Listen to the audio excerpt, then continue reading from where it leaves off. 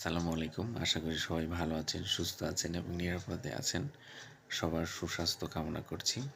আজকে একটি common disease নিয়ে কথা বলবো, যেটা গোটা বিশ্বে এখন খুব পরিচিত, সুপরিচিত। কারণ এই অসুখটা আমাদের সারা বিশ্বে ছড়িয়ে পড়েছে এবং বাংলাদেশে এটার অনেক বেশি মাত্রায় এখন হচ্ছে বর্তমান সময়ে। তো যেটা বলবো সেটা হচ্ছে যে ফ্যাটি লিভার নিয়ে কথা বলবো। ফ্যাটি লিভার হচ্ছে এমন একটা ব্যাপার যে আপনার লিভারে চর্বি জমেছে, এর বাইরে কিছু না। তো সেটা নিয়ে কিছু কথা বলি। সেটা হচ্ছে যে বাংলাদেশে যদি 100 জন মানুষ থাকে, সেখানে 30 থেকে 35 জন মানুষের শরীরে এই অসুখটি আছে, এই রোগটি আছে। তো হঠাৎ করে দেখা যায় কি যে আপনার পেটের ডান সাইডে ব্যথা হচ্ছে এবং আপনি মনে করেন যে এটা গ্যাস্ট্রিকের ব্যথা।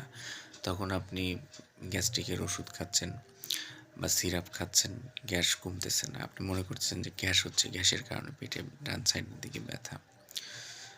তো কিন্তু কমে না। তখন আপনি কী করেন? ডাক্তারের কাছে যান। ডাক্তারের কাছে গেলে দেখা যাচ্ছে যে আল্ট্রাসাউন্ড করতে বলতেছে এবং আল্ট্রাসাউন্ড করার সাথে সাথে একটা রিপোর্টে লেখা থাকতেছে যে ফ্যাটি লিভার গ্রেড 1 বা গ্রেড 2 এরকম টাইপের। তখন ডাক্তার বলছে যে আপনার লিভারে চর্বি জমেছে আর কি, এবং আপনাকে 800-300 mg এরকম ওষুধ দিচ্ছে বা অ্যান্টিনিক্স দিচ্ছে, অ্যান্টিনেক্স বা ভাইসেট প্লাস এরকম টাইপের ওষুধ দিচ্ছে ব্যথা কমানোর জন্য। আপনি খাচ্ছেন এবং ব্যথা চলে যাচ্ছে, সুস্থ সুস্থ ভাব চলে আসছে এবং তেমন আর ব্যথা থাকে না। আপনি দেখা যাচ্ছে যে সুস্থর মতো হয়ে যাচ্ছেন। কিন্তু কিছুদিন পরে আবার দেখা যাচ্ছে আবার একটু একটু করে ব্যথা এরকম টাইপের। তো এটা কী জন্য হয় বলি। আমরা বাঙালি যারা, ওনারা ভাত খাইতে কিন্তু আমরা পছন্দ করি, ঠিক আছে? ভাত এবং মাংস খাইতে পছন্দ করি, এবং যারা ভাত বেশি খান, ভাতে কিন্তু চর্বি থাকে, কার্বোহাইড্রেট, ওটা লিভারের উপর একটা প্রেশার ক্রিয়েট করে, মানে ফ্যাট জমতে সহযোগিতা করে কার্বোহাইড্রেট জাতীয় খাবার, যেমন ভাত, আলু এগুলো। এবং আরেকটা ব্যাপার হচ্ছে যারা রেড মিট খাই আমরা, এবং দেখা যাচ্ছে যে চর্বিযুক্ত মাংস খাচ্ছি এবং দৈনন্দিন কোনো কায়িক পরিশ্রম করছি না সেভাবে, বা খেলাধুলা করছি না, শুয়ে পড়তেছি, খাওয়া দাওয়া করে বা মোবাইল টিপতেছি, রুমে থাকতেছি, বাসায় থাকতেছি, তাদের এই অসুখগুলো বেশি হচ্ছে, ঠিক আছে? তবে ভয়ের কিছু নেই, ভয় পাওয়ার কিছু নেই। তবে সত্যিকার অর্থে যেটা কথা সেটা হচ্ছে যে লিভার সুস্থ রাখার জন্যে খুব কার্যকরী, একদম অথেন্টিক কার্যকরী কোনো ওষুধ পৃথিবীতে এখনও সেভাবে আসেনি। বাংলাদেশে আসলে লিভাকল টাইপের কিছু ওষুধ আসছে, যেগুলো আপনাকে সুস্থ রাখতে সহযোগিতা করবে। এবং খুব রিসেন্ট একটা ওষুধ বের হয়েছে, সারোয়ার 2 mg, এটাও খুব কাজে দিচ্ছে, বা সিলিভিন এরকম টাইপের একটা ওষুধ আসছে, আগে থেকেই ছিল। তো যেটা বলবো উপদেশ, সেটা হচ্ছে এই রোগ থেকে মুক্তির জন্য, সেটা হচ্ছে আপনার খাদ্যাভ্যাস পরিবর্তন করতে হবে। মুখের যে খাবারটা সেটা আপনাকে কন্ট্রোল করতে হবে। আপনি যদি ভিতরে চর্বি না ঢোকান, মানে শরীরে যদি চর্বি না দেন, তাহলে তো আপনি সুস্থ হয়ে যাচ্ছেন। চর্বি দিবেন না কীভাবে? আপনি ভাত খাওয়া কমায় দেন, বা ভাত খাওয়া না খেলেই ভালো হয়, আপনি রুটি খান এবং সবজিটা বেশি বেশি খান। ভাতের পরিবর্তে সবজিটা খুব বেশি বেশি খান, এবং টক জাতীয় যে ফলমূল আছে, টক জাতীয় ফলমূলগুলো বেশি বেশি খাবেন। মিষ্টি জাতীয় খাবার একেবারেই কমায় দিতে হবে, বিশেষ করে আপনি মিষ্টি না খাওয়াই ভালো। আর তারপরে দুধ দিয়ে তৈরি যে বিষয়গুলো আছে মিষ্টি জাতীয়, এগুলো খাবেন না। আপনি নারিকেলের তেলটা একটু বেশি বেশি খাইতে পারেন। অনেকে বলে এক্সট্রা ভার্জিন অলিভ অয়েল খাইতে হবে, আসলে এখানে অনেক ভেজাল থাকে আর কি, সমস্যা। আবার অ্যাপেল সিড ভিনেগার এটাও খাইতে বলে। তো আমি যেটা বলবো সেটা হচ্ছে সবচাইতে ভালো উপদেশ, সেটা হচ্ছে যে যদি গ্রেড 1-এ থাকেন, আপনি চিন্তার কিচ্ছু নেই। আপনি জাস্ট 1 ঘন্টা করে সকালে, আপনার অসুখটা ধরা পড়ার জন্য আর কিছু টেস্ট করাইতে হয়, সেটা হচ্ছে আপনার SGPT টেস্টটা করাইতে পারেন। SGPT যদি আপনার দেখা যায় 60, 70, 80, 90, 100 প্লাস হয়ে গেছে, টেনশন করবেন না। তারপর টিজি মানে ট্রাইগ্লিসারাইডের মাত্রাটা কীরকম আপনার রক্তে এটা একটু দেখবেন। ব্যাড কোলেস্টেরলের পরিমাণ কীরকম এটা একটু টেস্ট করবেন। ওটাকে বলে লিপিড প্রোফাইল টেস্ট। ঠিক আছে? এটা একটু করে নেবেন। আর আল্ট্রাসাউন্ড তো করলেনই। তারপর ডায়াবেটিসটা একটু টেস্ট করে নেবেন। তারপরে এর সাথে সাথে আপনি হেপাটাইটিস বি ভাইরাসটা একটু টেস্ট করে নেবেন। ঠিক আছে? এগুলোর বিষয়ে অ্যাকশন নিতে হবে এখন থেকেই। তাহলে আপনি সুস্থ থাকতে পারবেন। আর সাথে সাথে আপনি যেটা সবচেয়ে বড় যে টিপস সেটা হচ্ছে যে আপনাকে কম করে হলেও ১ ঘন্টা খুব দ্রুত হাঁটতে হবে অথবা ব্যায়াম করতে হবে। ১ ঘন্টা এবং সেটা সকালে। সকালে কেন? কারণ খালি পেটে আপনার এটা করতে হবে। খালি পেটে করলে কী হবে? আপনার টিজি ভেঙে যাবে। মানে ট্রাইগ্লিসারাইডের যে মাত্রাটা ওইটা হচ্ছে লিভারে জমতে থাকে। তো যখন মানে সকালে খালি পেটে যখন এটা করবেন, করলে পরে কী হবে? আপনার শরীর ওইখান থেকেই শক্তিটা নেবে। মানে ওকে ভেঙে ফেলবে। ওকে কমায় দিবে। ঠিক আছে? এজন্য সকালে খালি পেটে এটা করবেন। খাওয়া-দাওয়া করে আপনি দৌড়াদৌড়ি করে কোনো লাভ হবে না। তখন খাবার থেকে শরীরে এনার্জি নেবে। ঠিক আছে? ওই চর্বি থেকে নিতে চাইবে না। বুঝতে পারছেন? তো এটা করবেন। আর হচ্ছে নিয়মিত হাঁটবেন ১ ঘন্টা করে বললাম সকালবেলা। এই নিয়মে চললে কী হবে? আপনার ডায়াবেটিসটাও থাকবে না। আবার যাদের নেই তারা তো খুবই ভালো উদ্যোগ। সুস্থ থাকবেন। আর হচ্ছে রুটি খাবেন। আর সবচাইতে বেশি হচ্ছে আপনার খাইতে হবে, শাকসবজিটা বেশি খাইতে হবে। শাকসবজি যত খাবেন তত ভালো সুস্থ থাকতে পারবেন।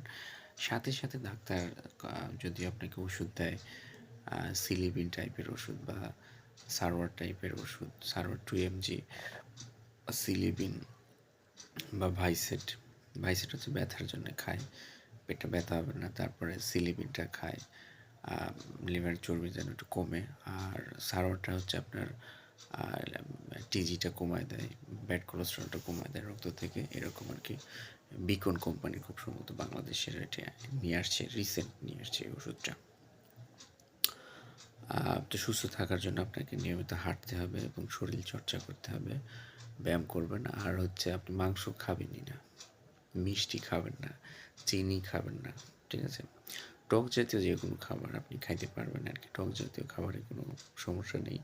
টক জাতীয় খাবার খাবেন, মৌসুমি ফলগুলো খাবেন। একেবারে যে শুধু টকই খাইতে হবে ফলের মধ্যে আপনি খাবেন, কমলা লেবু আছে, এটা খাবেন। এই খাবারগুলো খাবেন, মানে মিষ্টি জাতীয় খাবারগুলো একটু খুব কন্ট্রোল এবং সরাসরি মিষ্টি না খাওয়াই ভালো। ঠিক আছে?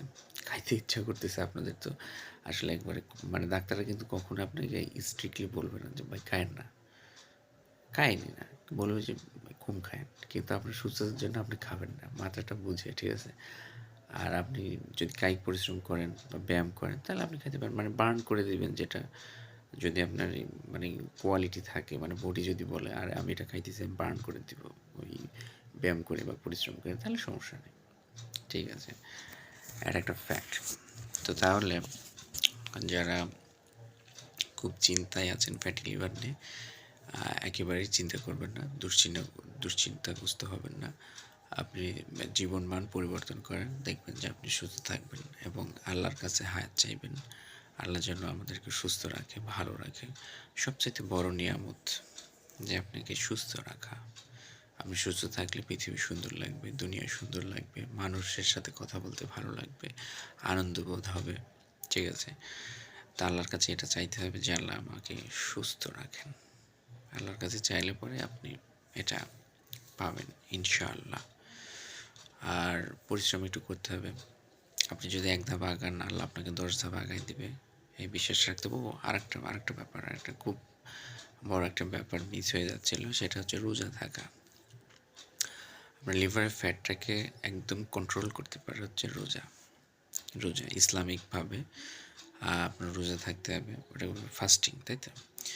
এটা আপনি দেখা গেল যে আমরা যারা মুসলমান যারা রোজা থাকি, ওনারা হচ্ছে সুবহে সাদিকের আগে, মানে ফজরের যে আজান হয় তার আগে আমরা ভাত খাই, ভাত খাওয়ার পরে আর কিছু খাই না, এবং মাগরিবের আজানের পরে খাই। তো এইভাবে যদি ফাস্টিংটা করেন সপ্তাহে 2 দিন, তাহলে কিন্তু ওটা কেটে যাবে, চর্বিটা কেটে যাবে। কিন্তু ইফতারিতে আবার ভরপেট খাবেন না, এই মাংস টাংস দিয়ে খাবেন না। ঠিক আছে? এগুলো খাইতে যাবেন না, তাহলে তো আবার কোনো লাভই হইলো না। ঠিক আছে? একটু কন্ট্রোল থাকতে হবে। আর হচ্ছে টুনা মাছ, সামুদ্রিক মাছ যেগুলো আছে এগুলো খাইতে পারেন। এগুলো খাওয়া খুবই ভালো। মাছ খাওয়ায় কোনো বাধা নিষেধ নাই, খাবেন, কোনো সমস্যা নাই। মাছ খাওয়ায় কোনো বাধা নিষেধ নাই। মাছের চর্বি, ওমেগা 3 যে ফ্যাটি অ্যাসিড এরকম একটা ব্যাপার আছে যে ওটা খাইলে পরে ভালো। তারপরে সূর্যমুখীর বীজ এগুলো খাওয়া ভালো এই অসুখটার জন্যে। তারপর চিয়া সিড খাইতে পারেন সকালবেলা, এটা খাওয়া ভালো, ঠিক আছে? মানে হচ্ছে আপনি সকালবেলা 2টা রুটি খাবেন, দুপুরে হালকা ভাত, সাথে হচ্ছে 2 পিস মাছ কি 1 পিস মাছ অথবা 2 পিস দেশি মুরগির মাংস চামড়া ছাড়া অল্প তেলে রান্না করা বা খুবই কম তেলে রান্না করা। আর বিকেলে গিয়ে একটা আপেল খাইলেন বা একটা কমলা লেবু খাইলেন, 2টা একটা খেজুর খাইতে পারেন, ঠিক আছে? বা তারপরে আপনার রাতে গিয়ে 2টা রুটি খেলেন সবজি দিয়ে বা সালাদ খাইলেন। সালাদ মানে আপনি টমেটোর সালাদ, শসার সালাদ, তারপরে এগুলো খাবেন আর কি। মানে সবজি দিয়ে একটু সালাদ টালাদ করে খাবেন। খাইলে পরে সুস্থ হয়ে যাবেন ইনশাল্লাহ, ঠিক আছে? চিন্তার কিছু নেই। আর হচ্ছে সাথে সাথে যদি কিছু ওষুধ লাগে ডাক্তার তো দিবেই, ওষুধ খাবেন, সুস্থ হয়ে যাবেন। আর সামুদ্রিক মাছ খাওয়ায় কোনো বিধি মানে বাধা নেই। দেশি মাছ যে কোনো মাছ আপনি খাবেন, কোনো বাধা নিষেধ নেই। কিন্তু রেড মিট যেটা সেটা একটু কম খাবেন, যেমন খাসির মাংস, গরুর মাংস, এগুলো একেবারে মানে না খাওয়াই ভালো আর কি, ঠিক আছে? খুব চর্বিযুক্ত খাবার, খুব তেলযুক্ত খাবার বা আপনার প্যাকেট জাতীয় খাবার এগুলো খাবেন না। তারপর কোল্ড ড্রিঙ্কস এগুলো খাবেন না। আর মদ তো খাওয়াই যাবে না, ওরে বাপরে! আপনি যদি অ্যালকোহল গ্রহণ করেন তাহলে আপনার লিভার একদম রিয়্যাক্ট করে বসবে, একদম মাফ করবে না, ঠিক আছে? তো আমি একটি কলেজে জব করি, ওইখানে রাশিয়ান কিছু লোকজন আছে। তো ওনাদের আসলে খুব সম্ভবত অ্যালকোহল গ্রহণ করে এবং ওনাদের কিন্তু এই ডিজিজের মাত্রাটা কিন্তু বেশি। এবং বাংলাদেশে সবচেয়ে বেশি হচ্ছে নন অ্যালকোহলিক, কারণ বাঙালি তো ওইভাবে মদ টদ খায় না, আর হারাম তো আমাদের ধর্মেও, ইসলাম ধর্ম অনুযায়ী মদ খাওয়া হারাম। এজন্য বাঙালি বা আমাদের দেশের বাংলাদেশিদের কিন্তু নন অ্যালকোহলিক যেটা বেশি এই ফ্যাটি লিভারটা। কারণ হচ্ছে এরা ভাত খায় বেশি, 3 বেলা ভাত খায়, একদম ধুমাইয়া ভাত খায়, ঠিক আছে? প্রচুর ভাত খায়। কিন্তু অনেকে আবার পরিশ্রমও করে, অনেকে করে না, ঠিক আছে? এটা তবে ভাত আপনি খাইতে পারেন হচ্ছে লাল চালের, যেটা আউশ আমলের যে চাউল, ওইটার আপনি ভাত খাবেন অল্প করে একটু, ঠিক আছে? আর হাঁটাহাঁটি তো সবচেয়ে জরুরি। আপনি কায়িক পরিশ্রম করেন বা ওই এক্সারসাইজ করেন, দেখবেন আল্লাহ সুস্থতা দিয়ে দেবে। তো আজকে ফ্যাটি লিভার নিয়ে এটাই বললাম। আর ওষুধের দিক থেকে আমি একটা বলতে পারি, সেটা হচ্ছে যে যদি আপনার পেটে ডান সাইডে ব্যথা করে এবং আপনি যদি কনফার্ম হন যে আপনার ফ্যাটি লিভার রয়েছে, আপনি লিভাকল খাইতে পারেন। তারপরে যদি ব্যথা থাকে তাহলে ভাইসেট খাইতে পারেন, 2 বেলা করে 10 দিন খাইতে পারেন। আর যদি বেশি মাত্রায় ব্যথা হয়, মানে লিভাকল ওষুধটা ভালো, বা সারওয়ার ওষুধটা ভালো, বা ব্যথা দ্রুত কাজ করা হচ্ছে আমার 800-300 টাইপের একটা ওষুধ, স্কোয়ারের, এটা খায় দেখতে পারেন। আর সবচেয়ে বড় কথা, ওষুধে আসলে তেমন কোনো ইমপ্রুভ হবে না যদি আপনার জীবন চলার পথ যদি চেঞ্জ না করেন, মানে লাইফস্টাইল যেটাকে বলে, লাইফস্টাইলটা চেঞ্জ করতে হবে। সকালে ঘুম থেকে উঠে ব্যায়াম করে নেবেন, ফ্রেশ হবেন, রুটি খাবেন, স্বাস্থ্যসম্মতভাবে চলবেন, মানে জাস্ট একটা মাথায় রাখা যে আমাকে জিনিসটা কন্ট্রোল করতে হবে, তাহলে ইনশাল্লাহ হয়ে যাবে। আর আগে যেগুলো বললাম ওইগুলো একটু মেনে চলবেন। তো আজকে এ পর্যন্তই। আল্লাহ সবাইকে সুস্থতা দান করুক, সবাই সুস্থ থাকি, পৃথিবীটাকে সুন্দর করে গড়ে তুলি। আশেপাশের যারা মানুষজন আছেন তাদেরকে যেন আমরা একটু দেখি, যারা গরিব মানুষ তাদেরকে যেন আমরা একটু সেবা সহযোগিতা করি। এবং জীবে প্রেম করে যেজন সেজন সেবিছে ঈশ্বর, মানে আল্লাহর সৃষ্টি জীবের প্রতি যারা ভালোবাসা দেখাবে, যাদেরকে যাদের সাহায্য সহযোগিতা দরকার, যারা এতিম মানুষ, যারা গরিব মানুষ, যারা দুবেলা খেতে পাচ্ছে না, বা যার একটা কাপড় নাই, বা যার একটু সেবার দরকার, বা যার একটু টাকা পয়সা দরকার, আপনাদের আশেপাশের যাদের টাকা পয়সা আছে বা আল্লাহ আপনাদের সামর্থ্য দিয়েছে, বসে থাকবেন না, দয়া করে দিয়ে দেন। আল্লাহর হস্তে তাদের হাতে একটু সেবাটা দিয়ে দেন। তাহলে আল্লাহ আপনাকে কমাবে না, কোনো দিনও কমাবে না, আপনার আস্তে আস্তে আস্তে আস্তে বৃদ্ধি পাবে। ঠিক আছে, এই কাজটুকু করবেন। আর সবার প্রতি আমার এটা করজোরে বিনতি থাকবে, আবেদন থাকবে, আপনারা দয়া করে এই কাজটুকু করবেন। তাহলে আপনার মনটাও ভালো থাকবে। দেখবেন মানুষকে সেবা করার মাধ্যমে, মানুষকে একবেলা খাওয়ানোর মাধ্যমে খুবই শান্তি কাজ করে। আমি এটা দেখেছি পরীক্ষা করে যে মানুষকে সাহায্য সহযোগিতা করলে, খুব ছোটো পরিসরেও যদি করি না, মনের মধ্যে শান্তি লাগে, খুবই শান্তি লাগে, এবং এটা আমি সারা জীবন করতে চাই। আমার মনে হয় যে মাঝে মাঝে মনে হয় যে আমার যদি অনেক টাকা থাকতো, তাহলে এই টাকাগুলো দিয়ে আমি আশেপাশের মানুষ বা যাদের সেবা দরকার, সাহায্য সহযোগিতা দরকার, এগুলো করতাম। এবং আসলে আমরা তো একদিন পৃথিবী থেকে চলেই যাব, এটা খুবই সত্য কথা, খুবই নির্মম সত্য কথা যে চলে যেতে হবে। কিন্তু আমাদের কাজগুলো কিন্তু আমাদেরকে কবরে সহযোগিতা করবে, বলবে যে এই ছেলে ভালো, এই ছেলে ভালো কাজ করছে, আল্লাহ একে মাফ করে দাও, একে জান্নাতে দিয়ে দাও। এবং আমরা যদি সেই কাজটুকু করে যেতে পারি, তাহলে আমরা অবশ্যই জান্নাতে থাকবো। এবং জান্নাতই হচ্ছে সবচেয়ে বড় সার্থকতা জীবনের।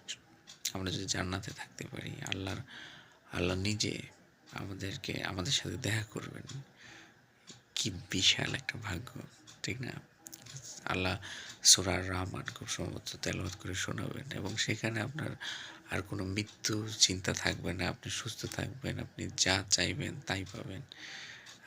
মানে এটা মানুষের ব্রেনে আল্লাহ সেই সক্ষমতা দেয়নি যে অনুমান করবে যে এই ব্যাপারগুলো জান্নাতে আছে। এগুলো অনুধাবনের ব্যাপার না, জাস্ট আল্লাহ আমাদের একটা মানে টাচ করে দিয়েছে যে তোমরা যদি এইভাবে চলো, তাহলে তুমি এইভাবে শান্তিতে থাকতে পারবা। তো সবাই যেন আমরা ভালো থাকতে পারি, পরকালে যেন আল্লাহ আমাদেরকে জান্নাত দান করেন, সেই পথে যেন আমরা চলতে পারি, এই উদাত্ত আহ্বান সবার প্রতি আমি জানাচ্ছি। সবাই ভালো থাকবেন, সুস্থ থাকবেন, পরিবারের যত্ন নিন, সম্পর্কের যত্ন নিন। আপনাদের সবাইয়ের প্রতি শুভকামনা। আল্লাহ আপনাদের সবার মঙ্গল করুক, পৃথিবী অনেক সুন্দর হয়ে উঠুক, আমরা অন্যের ব্যথায় যেন ব্যথিত হই, অন্যের সুখে যেন সুখ পাই, যেন কষ্ট না পাই, যেন হিংসা বিদ্বেষ মুক্ত একটি সমাজ গড়ে তুলতে পারি, একটি পৃথিবী গড়ে তুলতে পারি, সেদিকে আমরা যেতে পারি। যেন এই কাজগুলো যেন আমরা নিয়মিত চর্চা করি, এই প্রত্যাশা জানিয়ে আজকে আল্লাহ হাফেজ জানাচ্ছি। ঠিক আছে, সবাই ভালো থাকুন। আল্লাহ হাফেজ। আসসালামু আলাইকুম।